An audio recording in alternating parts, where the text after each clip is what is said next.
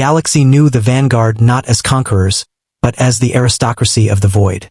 They were an ancient, terrifyingly beautiful species that had achieved a form of biological immortality. They did not age.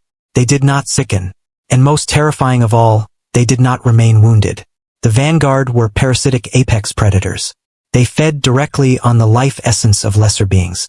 In battle, they didn't carry medical kits.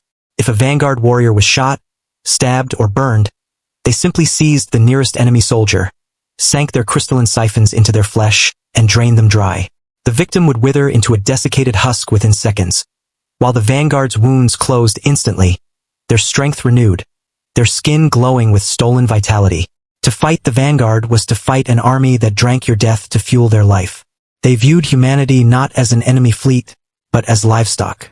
They called humans the warm rations.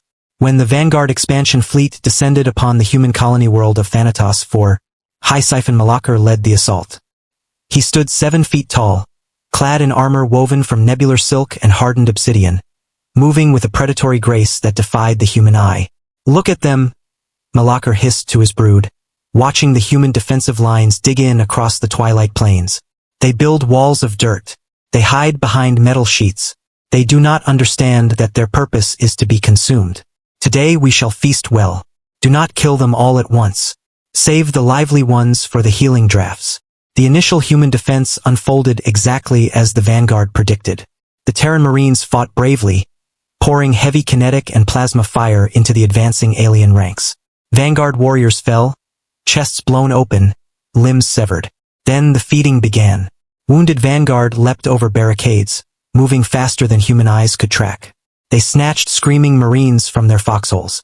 The sound of siphons feeding was a wet, sickening slur that echoed across the battlefield. Moments later, fallen Vanguard stood again, perfectly healed, wiping human blood from pale lips before wading back into slaughter. Human morale collapsed. You can't fight an enemy that uses your own casualties as health packs. Distress calls from Thanatos IV became screams of despair. "They're eating us," a young corporal sobbed over comms. "I shot one in the face. I saw its head snap back. It just grabbed Jenkins and his face grew back." Retreat was not an option. Captain Lena Rostova of the 77th Biohazard Division, known across the Corps as the Chem Dogs, stood in the forward trench. Her unit was not standard infantry. They were volunteers from penal colonies, men and women with nothing left to lose. They had signed onto a program barely legal under Terran law. They were the Poison Blood Protocol. Rostova wasn't trembling from fear. She was trembling because her body was currently losing a war against 50 different unauthorized chemical compounds. Her armor was bulky, lined with external tubing and thick, pressurized reservoirs of glowing fluids. These weren't combat stimulants. They were cocktails of synthesized neurotoxins, weaponized adrenaline, heavy metals, and experimental necrotic agents. "All right, dogs," Rostova growled, pupils dilated to pinpoints. "The vampires are hungry. They think we're just walking juice boxes. They think our biology is weak." She slammed the activation stud on her chest. A dozen auto-injectors hissed at once, driving needles into her neck, arms, and chest.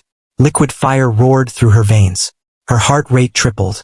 Her blood transformed into a pressurized toxic sludge that would kill a normal human in minutes. Only a constant counteragent drip kept the Chem Dogs barely alive. "Let's show them what human takeout tastes like." She smiled, gums bleeding from chemical stress. "Dinner is served." The Chem Dogs broke cover. They did not fire. They charged. Malakar watched in amusement as the small group of humans ran toward his elite guard. "Foolish cattle," he laughed. "They run to the slaughter." A Vanguard warrior intercepted the lead human, a massive man named Jax. The alien moved like lightning, knocking aside Jax's rifle and plunging siphons deep into his neck. It began to drink. Instead of warm vitality, it received compound X99. The reaction was immediate. The Vanguard did not heal. It froze. Its pale skin flashed a horrific neon green. The delicate crystalline siphons, evolved over millions of years to process pure life essence, corroded instantly. Neurotoxins hit its hypersensitive metabolism like a freight train. Its regeneration spiraled out of control, trying to repair damage spreading through every cell at once. The warrior convulsed violently and collapsed, foaming glowing sludge as its immortal body tore itself apart at the molecular level. Jax remained standing, wiping toxic blood from his neck. Little spicy for ya? Malakar stared in horror. What sorcery is this? The cattle are corrupted. Captain Rostova slammed into him before he could react. She didn't strike. She let him catch her. She grabbed his armored shoulders and pulled him close, exposing her neck. Come on, your highness, she taunted, eyes blazing with chemical fury. Have a drink. It's on the house. Driven by rage and instinct, Malakar sank his siphons into her shoulder. He tasted fire. Her blood was weaponized death. The adrenal compounds sent his heart into catastrophic failure. Heavy metals bonded to his neuropathways, severing motor control. Black veins spiderwebbed across his perfect pale face. You poisoned the well, he gurgled. Rostova stood over him, auto-injectors fighting to keep her alive. We're humans, she spat, saliva sizzling against the dirt. We don't have immortality. We don't have magic healing. All we've got are guts and a complete disregard for our long-term health. You wanted our life. You got it. All the messy, toxic parts included. The Vanguard army panicked. They couldn't heal.